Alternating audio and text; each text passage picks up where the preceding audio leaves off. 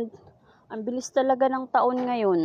Parang kailan lang nag-aayos pa ako ng room namin para sa year-end. Tapos ngayon, mag-aayos ulit ako ng room para sa year-end namin bukas. O, diba? Parang kailan lang. Para lang ako natutulog ngayon. Tapos pagmulat ko, year-end na pala. Aroy, para namang ang bilis ko magiging senior nito.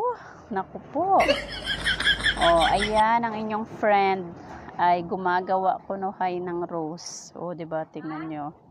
Hindi man siya ganun kaganda, pero sana ay ma-appreciate din ng iba dyan. So, ayan na nga ang aking rose. Rose kunuhay. Ayan. So, charan! Dugayo ba na human, oy? Okay.